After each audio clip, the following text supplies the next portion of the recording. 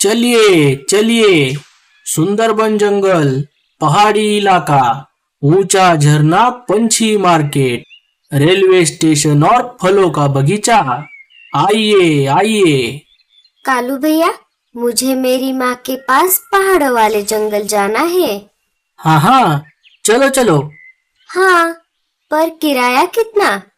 पहाड़ों वाला जंगल तो बहुत दूर है, वहाँ जाने के लिए तो 50 रुपए लगेंगे रानो बहन। मैं तो 40 रुपए ही दूंगी कालू भैया। ठीक है रानो बहन, आओ बैठ जाओ, सामान पीछे रख दो। सहारा जंगल में कालू कौवा ऑटो चलाने का काम करता है। वो अपनी सवारियों से बस उतने ही पैसे लेता है जितने पैसों में उसके घर का गुजारा हो सके। भैया, हमें घर छोड़ दो। हाँ हाँ, ठीक है, मैं भी घर वापस जा रहा था, तुम्हें छोड़ दूंगा। भाई साहब, क्या आपका घर संसार इस ऑटो के बिजनेस से चल जाता है? हाँ रीमा, मेरा घर संसार भी चलता है और हमारे फ्यूचर के लिए भी थोड़ी बहुत सेविंग्स हो जाती है। कालू की ये बात सुनकर रीमा को भी परेशान हो जाती है। उसे अपने भविष्य की चिंता होने लगती है। लो, घर आ गया। हाय रे मेरी फूटी किस्मत। देखो देखो, कैसे तुम्हारा भाई ऑटो चलाकर अपने परिवार की जिम्मेदारी निभा रहा है और तुम आलसी हो, तुम्हें हमारी कोई चिंता नहीं है। शादी के पहले तो तुम मुझे बड़े बड़े सपने दिखाया करते थे कि मैं तुम्हारे लिए ये करूँगा, वो करूँगा, ये लाऊंगा, वो लाऊंगा, पर अब तो यहाँ पर खाने के लाले पड़ गए हैं। अरे रीमा, तुम ऐसे नाराज मत हो। क्या करूँ, अगर मेरे पास भी ऑटो रिक्शा होता तो मैं भी कालू भैया की तरह ऑटो चलाता और तुम्हारे सारे सपने पूरे कर देता। वो ऑटो रिक्शा तो कालू भैया को दहेज में मिला था, लेकिन हमारा तो लव मैरिज हुआ है। अगर मुझे भी दहेज में ऑटो रिक्शा मिला होता तो मैं भी उसे चलाकर बहुत सारे पैसे कमाता। क्या सच में? अरे हाँ बाबा, सच में। मैं क्या झूठ बोल रहा हूँ? तो फिर ठीक है, मैं भी अपने मायके जाकर ऑटो लेकर आती हूँ। तुम्हें क्या लगा मेरे माँ बाप गरीब है? अरे मेरे पिताजी करोड़पति है, करोड़पति। मैं जो चाहूँ वो मुझे ला कर दे सकते हैं। रुको, मैं अभी जाकर नया ऑटो लेकर आती हूँ। अरे रीमा, सुनो तो। रीमा भूरे की एक नहीं सुनती और अपने मायके चली जाती है। अरे, मैं तो ऐसे ही बोल रहा था। रीमा ने तो ये बात सीरियस ले ली। अगर ये मायके जाकर सच में ऑटो लेकर आ गई तो मुझे ये आराम की जिंदगी छोड़कर ऑटो चलाना होगा। इधर रीमा अपने मायके आ जाती है। उसके मम्मी पापा उसे देखकर बहुत खुश हो जाते हैं। रीमा अपने मम्मी पापा को सारी बात बताती है। पापा, आप मेरी खुशी के लिए इतना भी नहीं कर सकते?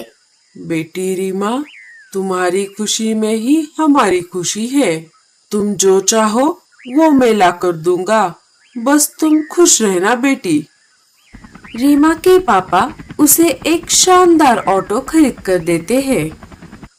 इधर कालू कौवा ऑटो स्टैंड पर अपने पैसेंजर आने का इंतजार कर रहा था। मुझे ये कांच का सामान लेकर मार्केट जाना है। हाँ हाँ, चलो चलो, सिर्फ 20 रुपए। अरे 20 क्या, 40 ले लो, पर ऑटो ठीक से चलाना। यह कांच का सामान बहुत कीमती है। कबूतर ऑटो में सामान लेकर बैठ जाता है। कालू ऑटो स्टार्ट कर देता है और मार्केट की तरफ चल पड़ता है। अरे कालू, तुम्हारा ऑटो तो वाइब्रेट कर रहा है। एक बार अपने ऑटो की सर्विस करा लेना। हाँ कबूतर भाई, मेरा ऑटो अब थोड़ा पुराना हो गया है, इसीलिए वाइब्रेट कर रहा है। कालू कबूतर को मार्केट छोड़ देता है। इधर रीमा अपने मायके से ऑटो लेकर भूरे के पास आ जाती है। भूरा नया ऑटो रिक्शा देखकर चौंक जाता है। देखो, मैंने कहा था ना, मेरे पिताजी मेरी खुशी के लिए कुछ भी कर सकते हैं। हाँ हाँ, वो तो मैं देख ही रहा हूँ। और आपको पता है, इस ऑटो में एसी भी है और मैंने आते आते इसमें साउंड सिस्टम भी लगवाया है। चलिए, अब ज्यादा समय ना गवाते हुए हम हमारा ऑटो रिक्शा का धंधा शुरू कर देते हैं। चलो कालू, मुझे मार्केट छोड़ दो। कबूतर अपना सामान ऑटो में रखने ही वाला था, तभी भूरा और रीमा अपना नया ऑटो लेकर वहाँ पर आ जाते हैं। अरे भूरे, क्या ये नया ऑटो तुम्हारा है? अब इस ऑटो को मैं चलाकर लेकर आया हूँ तो ये मेरा ही हुआ ना। आज से मैं भी मेरा ऑटो का धंधा शुरू कर रहा हूँ। क्यों भाई साहब, कैसा है हमारा नया ऑटो? बहुत अच्छा है रीमा, मैं तुम दोनों के लिए बहुत खुश हूँ। अरे कालू, अब चलो, हमें देर हो रही है। कबूतर जी, आज आप मेरे ऑटो के बजाय भूरे के ऑटो में चले जाइए, क्योंकि उसका आज पहला दिन है। ठीक है कालू। कबूतर अपना सामान लेकर भूरे के ऑटो में बैठ जाता है। अरे भूरे, तुम्हारा ऑटो तो जरा भी वाइब्रेट नहीं करता। हाँ हाँ, हमारा ऑटो नया है, इनके बड़े भाई के जैसा नहीं जो वाइब्रेट करता रहता है। हाँ हाँ, नए ऑटो की बात ही कुछ और होती है। कल से आप हमारे ही ऑटो में बैठना, ना कि उस पुराने खटारा ऑटो में। हम आपसे भाड़ा भी कम लेंगे। कबूतर को छोड़कर भूरा वापस ऑटो स्टैंड पर आता है। रीमा जोर जोर से पुकारने लगती है। चलिए चलिए, सुंदरबन जंगल, पहाड़ी इलाका, ऊंचा झरना, पंछी मार्केट, आइए आइए। अरे वाह भूरे, नया ऑटो। हाँ हाँ, कहाँ जाना है? मुझे तो ऊंचे पहाड़ियों पर जाना है। मैं अब बूढ़ा हो गया हूँ, इसीलिए मेरे पंख दर्द कर रहे हैं। हाँ हाँ, क्यों नहीं, उसके लिए हमारा शानदार ऑटो है ना। वो तो ठीक है, पर किराया कितना लोगे? आपके लिए सिर्फ 20 रुपए भैया। अरे, ये तो 20 रुपए कम बोल रही है। कालू तो 40 रुपए लेता है। पर रीमा, वहाँ जाने का तो 40 भाड़ा है, तुम 20 रुपए बोल रही हो। क्यों रे कालू कौवे, वो 20 में ले जाए या 10 में, तुझे क्या करना है? तुम चलो भूरे। कालू भैया, ये रीमा को भी इतना कम भाड़ा कैसे बोल रही है? अरे, उसकी मती मारी गई है। जब धंधे में घाटा होने लग जाएगा तब उसकी अकल ठिकाने आ जाएगी। और आप कालू जी, देखिए अपने भाई को, कैसे हमारा देखकर ऑटो का धंधा शुरू कर दिया है। कोई दूसरा काम नहीं कर सकता था। अरे गोरी, वो उसकी मर्जी है। मुझे तो खुशी इस बात की है कि भूरा काम पर लग गया है। और रहा सवाल कम किराए का, तो मैं भूरे को सब समझा दूंगा। भूरा गिद्ध को लेकर पहाड़ी इलाकों में आ जाता है। अरे भूरे, तुम्हारा भाई कालू तो हम सबको लूट रहा था, पर अब तुम आ गए हो ना, तो हमें कोई टेंशन नहीं है। अरे रीमा, ये तुम कम भाड़ा क्यों बोल रही हो?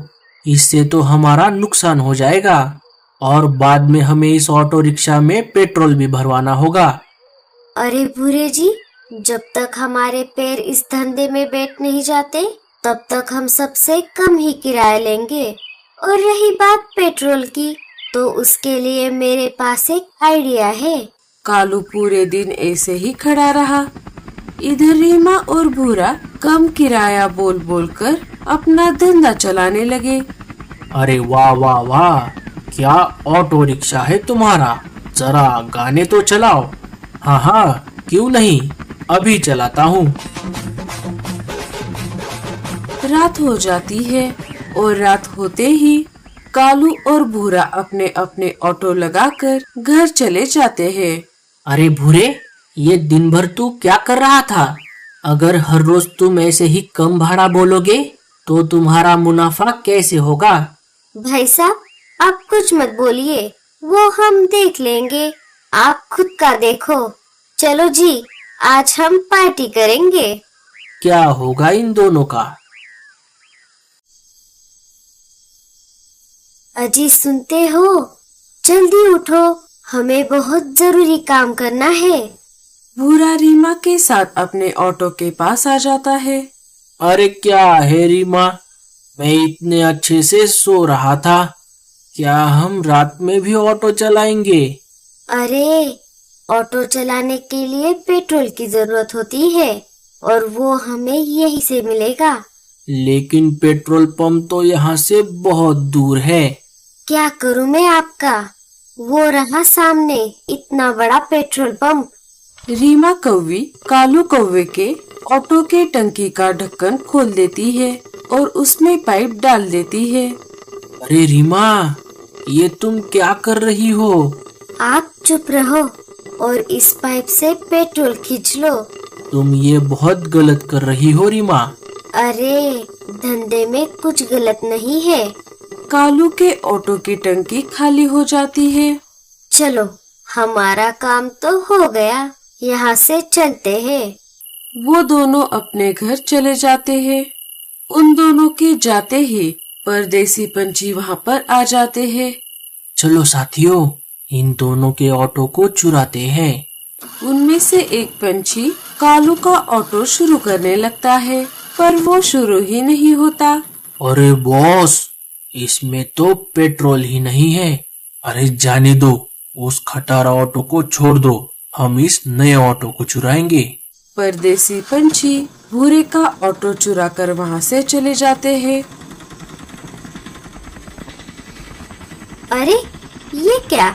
इतनी रात गए ऑटो की आवाज कैसे आ रही है? सारे बाहर आकर देखते हैं। रीमा अपने ऑटो को जाते हुए देख शॉक हो जाती है और बेहोश होकर वहीं पर गिर जाती है। सारे उसके पास आ जाते हैं। रीमा, रीमा, ये तुम्हें क्या हो गया? उठ जाओ रीमा, उठ जाओ। अरे भूरे, रीमा को ऑटो में डाल दो, हम उसे लेकर डॉक्टर उल्लू के पास जाते हैं। नहीं कालू भैया, ऑटो में नहीं, ऑटो स्टार्ट नहीं होगा। मैं जाकर एम्बुलेंस लेकर आता हूँ। भूरा वहाँ से एम्बुलेंस लाने चला जाता है। इधर कालू कौवा ऑटो स्टार्ट करने की बहुत कोशिश करता है, मगर ऑटो स्टार्ट नहीं होता। अरे, ये ऑटो स्टार्ट क्यों नहीं हो रहा? अरे ये क्या? इसमें तो पेट्रोल ही नहीं है। मैंने आते आते तो टंकी को फुल कर दिया था। भूरा एम्बुलेंस लेकर आ जाता है। सारे मिलकर रीमा को लेकर डॉक्टर उल्लू के पास आ जाते हैं। डॉक्टर रीमा की जांच करते हैं। रीमा तो पेट से है भूरे, अचानक शॉक लगने की वजह से ये बेहोश हो गई है। मैं रीमा और अंडे में से सिर्फ एक को बचा सकता हूँ। तुमने आने में देर कर दी। अगर थोड़ा जल्दी लेकर आते तो मैं दोनों को बचा पाता। नहीं डॉक्टर साहब, आप ऐसा मत कहिए। आप जरा कोशिश करके देखिए। ठीक है, आप सब बाहर जाइए। कालू और भूरा बाहर आ जाते हैं। थोड़ी देर बाद रीमा एक अंडा दे देती है। भूरा उसे देखकर खुश हो जाता है। भाई साहब, मुझे माफ कर दीजिए। लालच में आकर मैंने आपके ऑटो से पेट्रोल चुराया और ऊपर वाले ने मुझे इतना बड़ा सबक सिखाया। कोई बात नहीं रीमा, तुम्हें अपने किए पर पछतावा हुआ, यही तुम्हारा प्रायश्चित है।